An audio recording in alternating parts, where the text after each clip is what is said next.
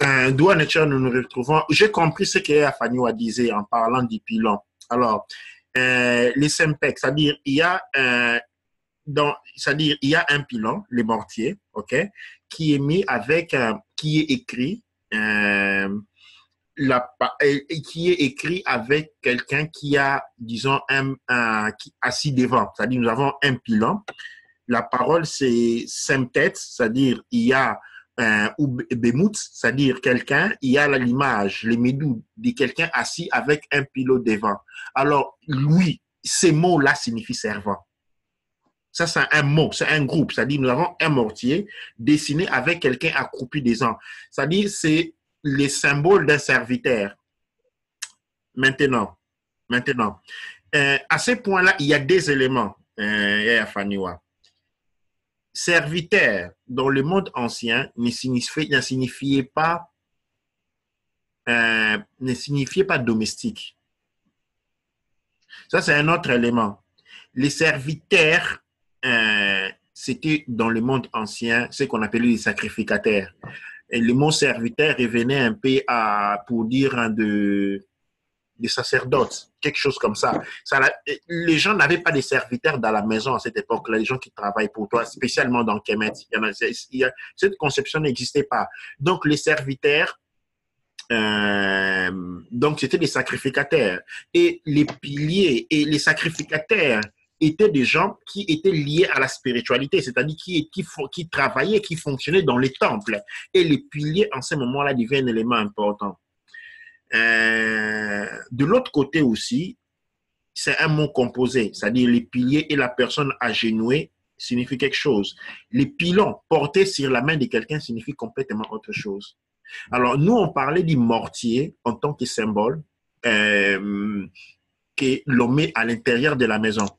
Les petits mortiers en petite taille, les petits bâtons sont des symboles. Ce sont des symboles qu'à travers les générations, nos ancêtres avaient utilisés pour marquer leur pouvoir. C'est comme par exemple les hommes ont la flèche, c'est-à-dire le pouvoir de transformation. Ou par exemple les peaux des vaches qui signifie le pouvoir de transformer.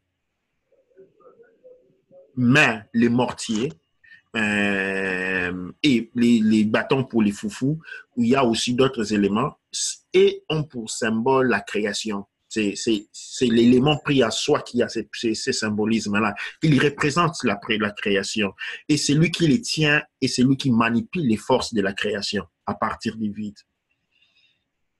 Et là, je vais vous laisser la parole. Je vais laisser la parole à tous et je ne sais pas, choisir quelqu'un. Et je passe la parole à notre Mout Moussafiri.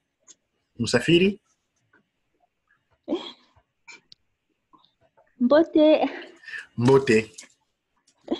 Oui, alors je veux un peu rebondir sur ce que notre Fanny Faniwa, quand elle parlait, j'ai eu deux images. Ça m'a fait rire parce qu'elle a parlé de flèches, j'ai eu l'image de Segmet.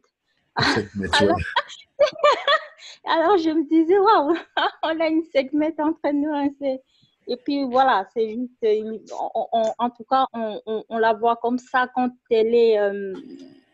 Quand on voit son image, c'est une femme qui n'est pas là en train de donner les biberons aux enfants ou les seins. Elle a sa flèche et puis je pense que... Mais ça m'a fait penser à une femme qui est dans ma famille, qui n'est plus malheureusement, mais ceux qui sont du Congo, sûrement ils ont entendu parler de cette femme-là. C'est une femme que le Luambos ont chanté, c'est Salima. Elle s'appelle. C'était une de mes tantes. Et elle est parmi les premières femmes qui ont conduit de bus au Congo. Et c'était vraiment pas du tout le genre de femme qui pouvait rester à la maison. Mais par contre, à chaque fois, cette femme venait nous voir à la maison et elle donnait des vacances et tout ça. Et puis, c'est vrai que délibérément, notre maman nous laissait avec elle, ou deux fois, nous, on allait la voir, on pouvait aller pour 2 jours, notre maman nous envoyait chez cette femme-là. Et puis, on a partagé des choses que je ne pouvais peut-être pas partager comme ça avec ma maman. Et il y avait une autre énergie qu'elle nous a apportée à toutes. Et je pense que la femme, quel que soit là où elle est, à sa manière d'apporter je vais dire, sa contribution à la création, et elle apporte quand même, avec une flèche ou je ne sais pas comment elle a dit notre sœur, je pense qu'il y a toujours ces côtés-là. Et quand elle a parlé aussi de Mortier, moi je dis il y a toujours cette polarité qu'il y a en toute chose. Ça peut aussi être, c'est vrai, on peut parler du service, mais de l'autre côté, il y a aussi autre chose. Moi, je pense qu'on est appelés quand même tous à un moment dans la vie d'être au service de l'autre et à un autre moment que les autres soient à notre service. Et si cela se passe dans la paix, dans l'amour, dans la conscience, il n'y a pas du mal à ça. Et surtout qu'effectivement, si on va vers nos ancêtres, les services n'étaient pas vus tels on est en train de les vivre aujourd'hui.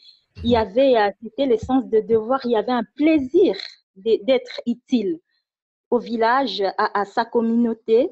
C'était vraiment pas d'aujourd'hui comme nous, quand on dit service, on se voit directement esclave et tout ça. Ça n'avait vraiment du tout rien à voir. Donc, c'est vrai que quand on remet tout ça dans le contexte, on se rend compte que oui, ces pilons-là, mais en même temps, moi, quand je vois l'image de la femme qui est en train de piler, comme je voyais chez nous, cette image, elle est forte. Ça veut dire, c'est pas quelque chose qui se fait dans la... Il y a une sorte de douceur, mais qui est presque... c'est étudié, c'est maîtrisé. Voilà, c'est dans la concentration. Et puis, c'est là, après avoir pilé, que ça sort un peu, je peux dire, le miel qu'elle offre, quelque chose que les personnes peuvent mâcher, consommer, que l'estomac va recevoir et va être nourri. Et cette image, elle est forte, qui représente justement cette énergie. Donc, justement, jusque-là, c'est ça que je voulais rajouter. Matonde.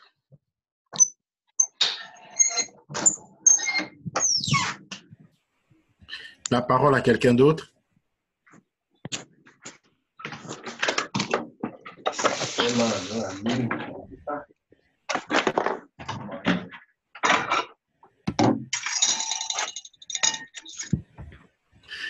Oui, allô? Ouais. Oui, allô? Oui, Douane-Cher. Douane-Cher.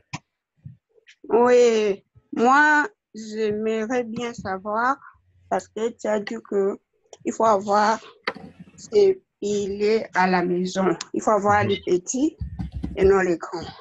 Mais maintenant, quand on a ça à la maison, c'est quoi l'utilité? C'est seulement pour mettre à la maison, que ce soit une décoration ou bien ça porte quelque chose. Mais si ça porte quelque chose pour vraiment vivre ou bien exploiter la chose, comment on doit faire? C'est ça ma question. OK. Alors, dans cette première chose, et je vais vous faire voir, nous allons réfléchir sur une ligne des choses.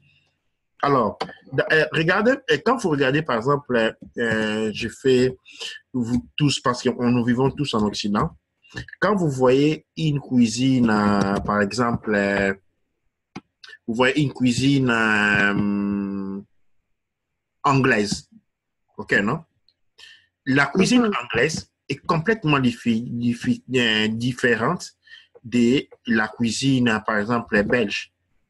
Je ne parle pas de la cuisine en tant que cuisinier, mais c'est qu'on a comme décoration. OK, non? Comme décoration. Quand vous allez en Italie, vous avez une cuisine différente, tous les éléments différents. Puis, on est en train de parler de la cuisine comme un exemple. C'est la même pour la chambre à se coucher, les salles de bain, ainsi de suite. Dans la cuisine, tous les éléments qu'on trouve dans une cuisine, ce qu'il y a présent, ce sont des éléments qui ont caractère culturel. Ils ont évolué culturellement jusqu'à arriver à ces points-là. Ils appartiennent à une culture bien déterminée. Maintenant, nous, on le voit comme on les voit comme produits finis. Ils ont été travaillés, ils ont été raffinés. Tous les petits pots, tous les petits vases, tous les petits trucs qu'on regarde dans le livre quand on veut acheter une cuisine. Ils sont très culturels. Et dans ces cultures-là, dans chaque culture, il y a ce qu'on appelle les éléments de pouvoir.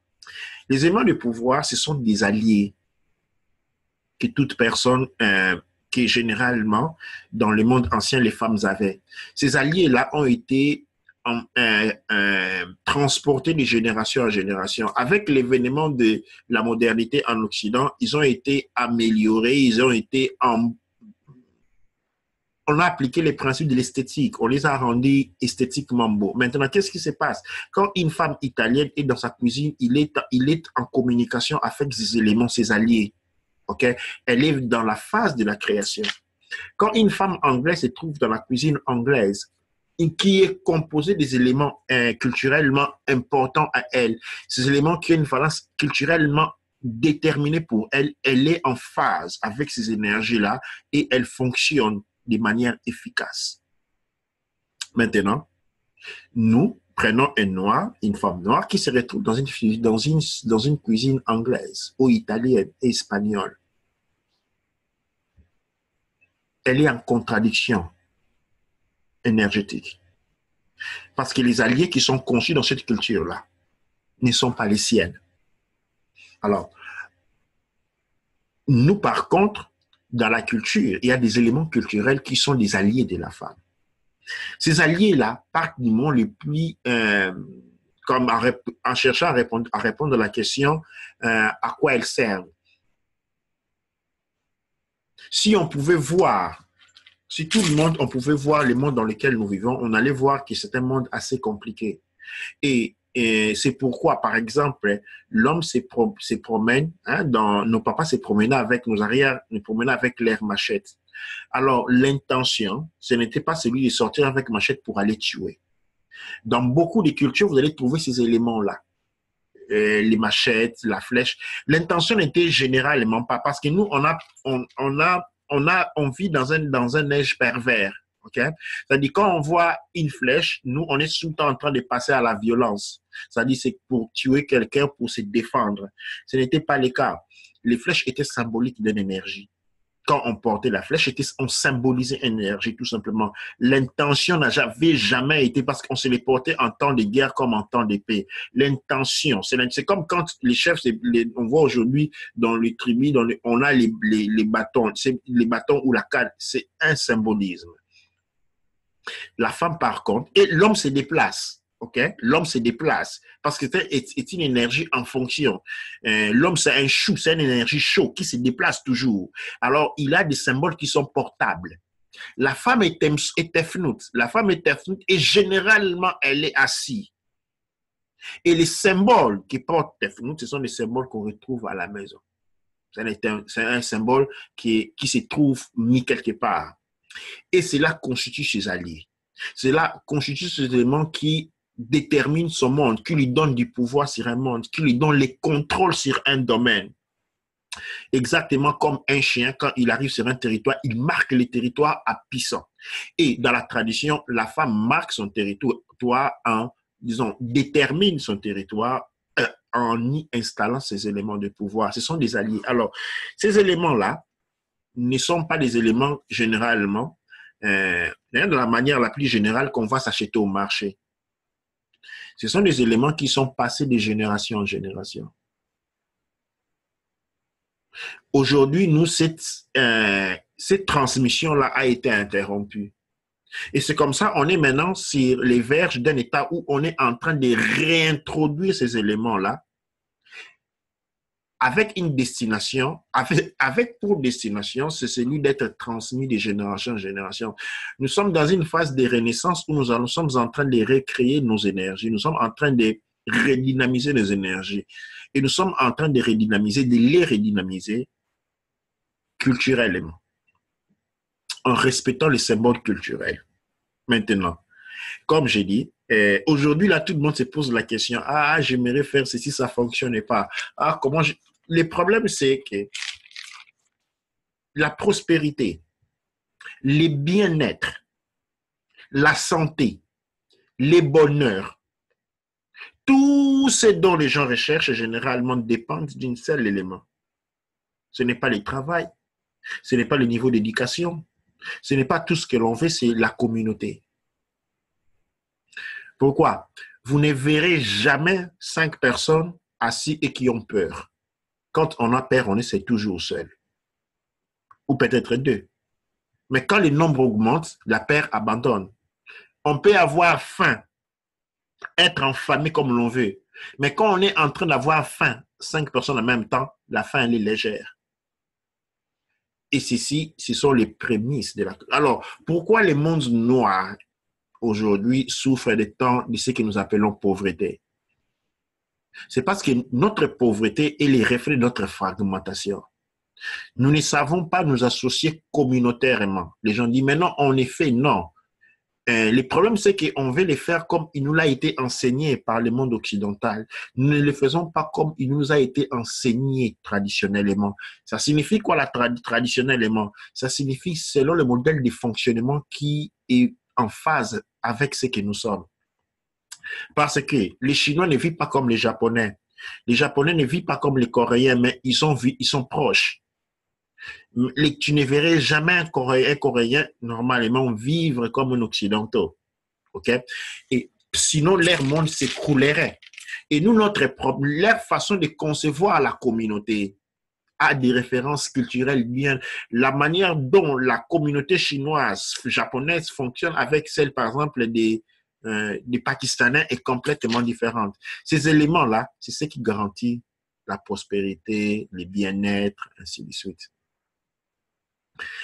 Si on veut devenir puissant, la seule chose sur laquelle il faut travailler, c'est la communauté. C'est la communauté qui détermine. Dernièrement, on a donné l'exemple d'une chaise. Sur une chaise, la chaise, on a 4 pattes, 4 jambes. Les jambes sont tous égaux. Il n'y a pas une jambe qui est plus grosse, ou plus petite, ou plus longue. On n'aurait pas une chaise fonctionnante. Si on arrache la jambe d'une chaise, eh bien, cette chaise ne fonctionne plus. Alors, Meilleure Fanny va nous dire encore, nous avons des femmes qui ont porté des éléments du pouvoir des hommes, comme les Amazones. Oui, c'est vrai, nous avons les Amazones, nous avons aussi les Ashanti. Et il faut voir dans quel contexte ils l'ont fait. Les Ashanti, les Nzinga ont porté des signes masculins parce que les hommes avaient été détruits. Ceux qui ont mémoire de l'esclavage, vous vous souviendrez ce qui s'était passé, ce qui s'est passé durant l'esclavage. Les hommes étaient violentés sexuellement devant tout le monde, ce qui avait détruit leur être intérieur. C'est-à-dire, on pouvait avoir quelqu'un qui pesait 150 kilos, 180 kilos. Une fois que cet acte-là horrible avait été posé sur lui, il était mort intérieurement. Il était une carcasse. Il ne servait plus à rien. Comme nous sommes en train de voir nos frères Zoulous en Afrique du Sud, on voit des gens en cours de la route, mais ce sont des gens, les Blancs en Afrique du Sud ont fêté. Ils ont fêté parce qu'ils ont dit, ils ont accompli leur mission. Il fallait anéantir les Noirs en Afrique du Sud. Et c'est quoi, il y a quelques semaines qu'ils ont fait la fête, c'est-à-dire ils ont fini leur travail. Pourquoi? Parce que pour eux, les Noirs qui sont restés là ne servent plus à rien. Ils sont morts intérieurement, ils ont tout détruit. Alors, quand on est arrivé à cet état-là, les femmes étaient obligées d'assumer les symboles féminins. Pardon, d'assumer les symboles masculins. Mais c'était une situation d'émergence. Comme aujourd'hui, quand les femmes ne sont pas là, les hommes sont obligés, dans certains cas, d'assumer avec des éléments très limités, parce que la femme peut faire ce que l'homme fait, mais le contraire n'est pas tellement possible, et jusqu'à des limites.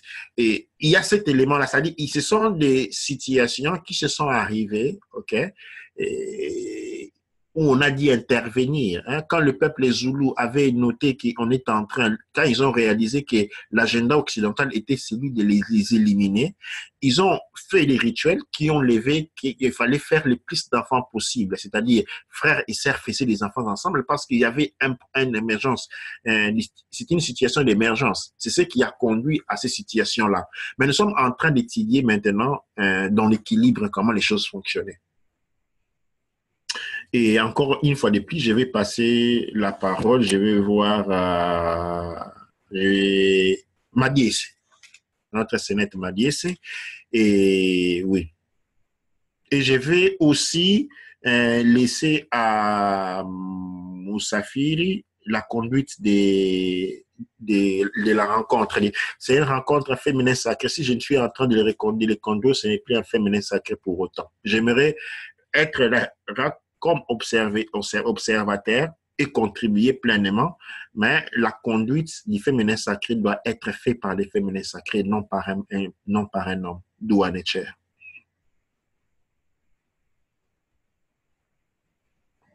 Bonjour tout le monde, bonsoir. Je vous entends, je vous écoute, mais wow, je ne sais pas quoi dire.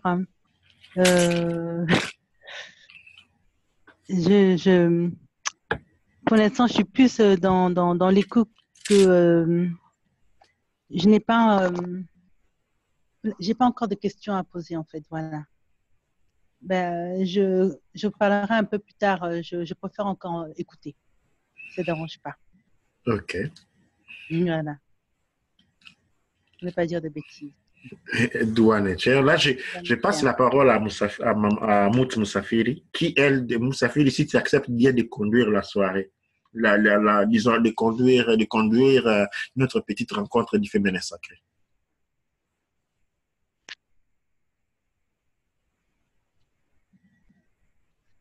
Oui. Oui, alors conduire peut-être un gros mot, mais on va continuer avec l'idée du partage. Mais je m'aimerais juste porter un tout petit éclairage. On n'a jamais eu de Amazon sur sa terre. C'était une armée du Dahomey. Ils ont un autre nom. Les Amazones, si vous regardez l'histoire, c'est des femmes qui étaient lécodermes. Ils viennent plus du côté des Syrie, tout ça. Et soit elles tuaient les hommes à la naissance ou elles les rendaient des hommes handicapés. Souvent, ils coupaient la main ou bien la jambe. Et puis, c'est des hommes qui servaient à élever les filles. Et même entre les filles, ils n'étaient pas tous gentils parce que les filles, on les arrachait la mamelle côté droite pour les aider à mieux tirer à l'arc. Donc, ce que je dis, vous pouvez les retrouver dans les écrits de chez Antabiot et puis de savoir c'est expliqué. Vraiment, c'est à tort qu'on a attribué le nom des Amazones. Ça fait, le seul lien, c'est que c'était une armée de femmes. Mais notre armée à nous, du Dahomey, c'était des femmes qui n'étaient pas dans l'atrocité. Et c'était les Dahomey qui, vraiment, ils étaient là, ils avaient quelqu'un qui ordonnait. Et ces femmes-là, les gens qui ont eu à regarder Wakanda, je veux dire, comme on dit, ils ont un peu pris pour dire que c'était des femmes qui étaient ordonnées, c'était pour vraiment au service du roi et du peuple. Ce n'étaient pas des femmes qui, contrairement aux Amazones, qui n'avaient aucun pitié pour les hommes. Et quand on a retracé leur histoire pour comprendre pourquoi elles étaient devenues comme ça, justement, parce que c'est des femmes qui ont subi tellement la méchanceté, la cruauté de la part du masculin, l'écoderme, hein, toujours, et à un moment, elles voulaient créer une société sans hommes ou alors avec des hommes atrophiés. Et moi, je dirais que si on regarde maintenant dans cette terre qui est en train de nous gouverner maintenant à l'Occident partout, il y a ces vents-là qui souffrent de vouloir vraiment non pas seulement réclamer pour dire la place de la femme, mais aller mettre l'homme au plus bas de soi, déséquilibrer totalement l'équilibre primordial. Donc, ça, je voudrais vraiment juste amener ça pour porter un éclairage par rapport à ça. Maton.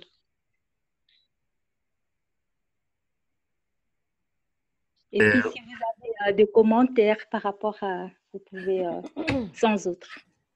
Absolument, Mme Safi. Ce qu'il dit, je connais ces points-là. Et j'ai rebâti encore sur les points. La femme, c'est le tefnout ne peut pas commettre, ne peut pas tuer. C'est un plus grand sacrilège. Cela a été, quand nos ancêtres, les femmes se sont retrouvées dans la situation de combattre, leur manière de combattre n'était pas celui des hommes. Okay? Les hommes combattaient pour ravager, c'est-à-dire il fallait décimer l'ennemi. Quand les femmes sont défendues sur le terrain, leur combat était basé sur la défense du territoire parce qu'il faut savoir dans la tradition noire, la terre appartient aux femmes. Et quand les hommes n'ont pas pu défendre, les femmes sont descendues dans la défense. Okay? Et dans cette défense-là, généralement, on faisait le plus possible pour ne pas tuer. Et ceci relève dans les guerres noires. Les guerres noires n'étaient pas basées, les guerres n'étaient pas basées sur le fait de tuer des personnes. Okay? C'est-à-dire, il y avait une compétition qui pouvait partir parce qu'il y avait un tort qu'il fallait régler. Et les combats, généralement, n'arrivaient pas où on commençait à tuer des gens comme ça. Alors, par exemple, dans les arts martiaux, pourquoi je ne sais pas que j'insiste sur cela, je veux tout de même que ça soit clair.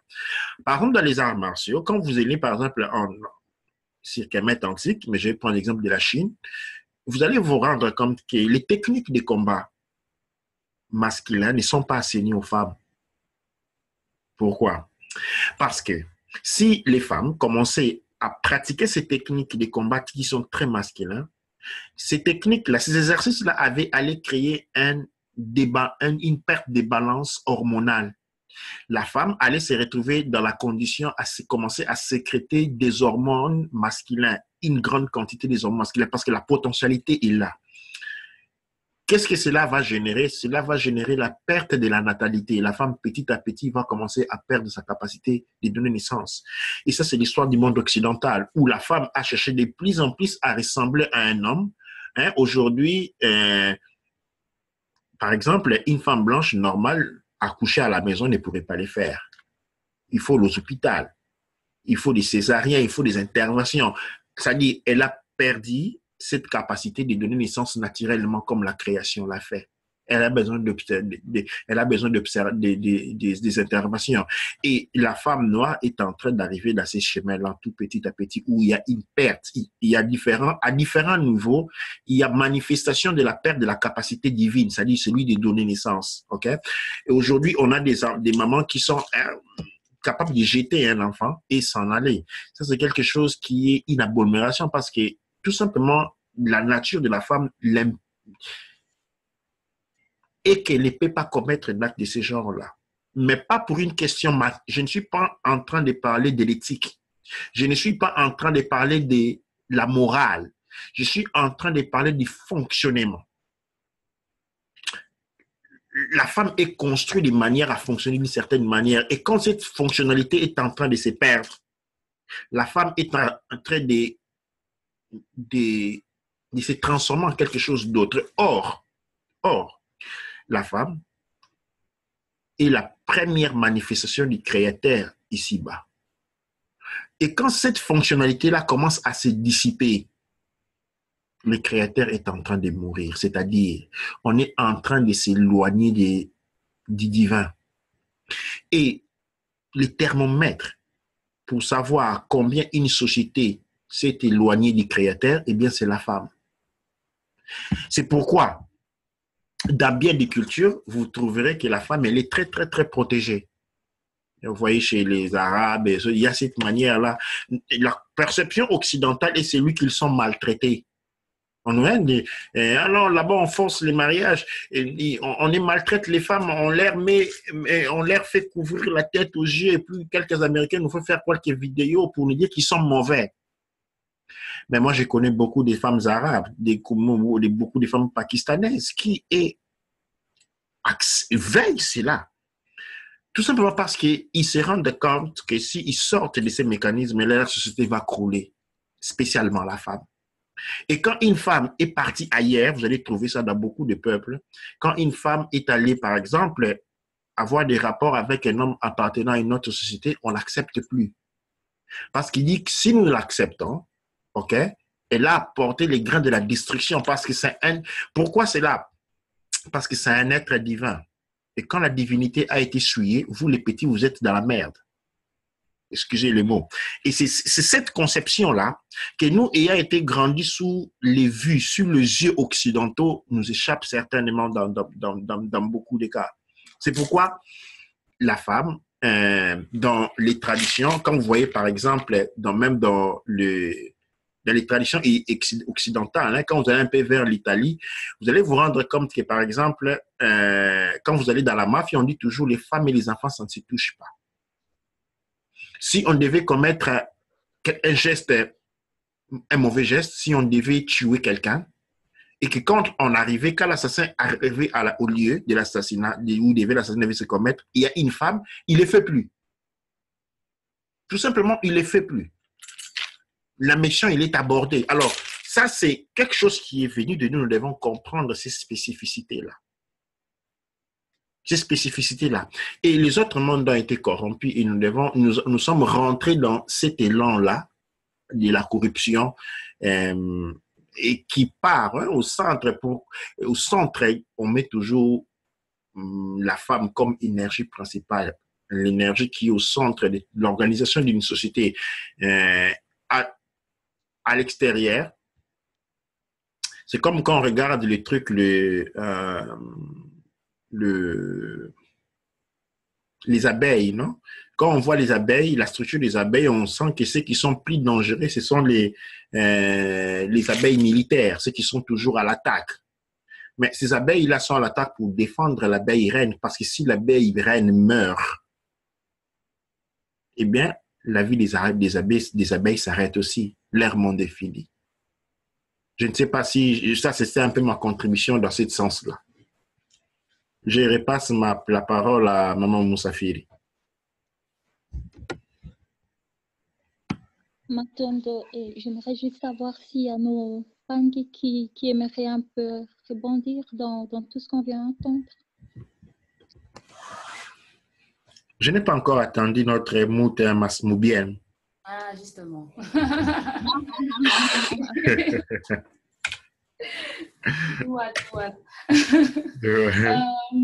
Je vais revenir sur le point, par exemple, de donner naissance aux enfants. Ici, moi, je suis en Belgique. Et ici, moi, j'ai 3 enfants maintenant et je les ai eus de manière naturelle. Et à chaque fois, on me demandait, oh, madame, vous allez accoucher, vous voulez la péridurale? J'ai dit non. Mais pourquoi, madame? J'ai dit non, je vais accoucher naturellement. À l'époque, on faisait comme ça. Je me demandais pourquoi maintenant, on doit faire avec la péridurale. Jusqu'au jour où j'ai commencé à faire des recherches et je me suis rendu compte qu'au fait, ils avaient des primes, des subsides, au fait, pour faire accoucher les femmes par césarienne et par péridurale. Donc, c'est pour ça qu'ils proposent à chaque fois aux femmes de faire soit la césarienne, même si l'enfant n'a rien du tout, même s'il n'y a pas de risque, ils les font accoucher comme ça parce qu'ils reçoivent des subsides, ils reçoivent de l'argent en plus. Et là où vous trouvez l'argent, c'est là où les mal se trouvent. Quand vous allez dans un coin où il y a beaucoup d'argent qui tourne, c'est-à-dire c'est là où les diables se trouvent. Et pourquoi? Parce que quand une femme, naturellement, c'est-à-dire quand naturellement tu apprends à ne plus, par exemple, quand tu te blesses, on peut te donner des béquilles, mais après tu dois réhabiliter ce corps-là. Parce que si tu continues à utiliser les béquilles, le corps ne se réhabilite pas. Et qu'est-ce qui se passe? Une femme qui est normale, qu'on utilise à césarien, et en fait, le corps reçoit un message contradictoire. La prochaine fois, le corps ne va pas se préparer. Et ceci aura pour conséquence perte des la capacité de donner naissance. On est en train, avec ceci, de forcer la femme à se séparer de sa divinité. OK? Mais encore pire, l'enfant qui naît par césarienne, qui ne connaît pas d'effort, c'est un enfant détruit dès la naissance parce que c'est un enfant qui aura tendance à vouloir que les choses soient faites pour lui. Et oui, parce que la vie, c'est toujours par choc. Et l'enfant, dans un premier temps, doit pouvoir survivre. Il doit exercer un effort portant sa naissance. Or, quand on lui offre une naissance, on l'ouvre, on le fait sortir, cet enfant-là reçoit la toute première information qui est mauvaise. C'est-à-dire, ce sont des enfants qui grandissent, et aux moindres difficultés, ils se couchent par terre. Aux moindres difficultés, ils ont la dépression. Aux moindres difficultés, c'est le stress. Pourquoi? Parce que la toute première information qui lui a été donnée, c'était celui, OK, on va faire des choses pour toi, et il va prétendre. C'est une faiblesse acquise, soit comme pour l'homme, soit pour la femme. Même chose. Ça, c'est comme ça. Notre monde, il doit être très... Et les informations sont très, très, très importantes là-dessus. Tu vois? Et comme je dis toujours, quand vous voyez quelque part où il y a beaucoup d'argent qui circule, plus l'argent circule dans un endroit, plus vous êtes proche des résidences du mal. D'où Cher. Et je voulais dire aussi qu'il faut arrêter de voir tout de manière négative, en fait. Voir toujours le côté qui est mauvais, etc. Par exemple, on parlait de serviteur, servir, etc. Moi, je pense que si on part de manière positive, c'est-à-dire par exemple même pour faire à manger ou quoi que ce soit, si on le fait avec le cœur et de manière positive, on veut faire plaisir à quelqu'un, on ne doit rien attendre en retour. D'où Cher. On va récupérer le plaisir en contrepartie d'une autre façon. Voilà, moi je pense comme ça. Donc, ça me fait plaisir de faire à manger pour mes enfants, pour mon mari. Et en contrepartie, je sais que le jour où il pourra me faire plaisir, il me fera plaisir. Mais je n'attends pas spécialement le retour. Il y a, jusqu'avant qu'on coupe, là, on arrive à 2 minutes. Il y a une histoire que je vais raconter d'ici. Une histoire, c'est pas aux États-Unis. En fait, il y a une fête de famille. Et dans la fête de famille, les femmes se rendent compte qu'il y avait une femme qui était en train de servir son mari. Alors, les autres femmes attaquent la femme, disent, quel genre de femme tu es au XXIe siècle, tu sers ton mari, tu es une esclave, ainsi de suite.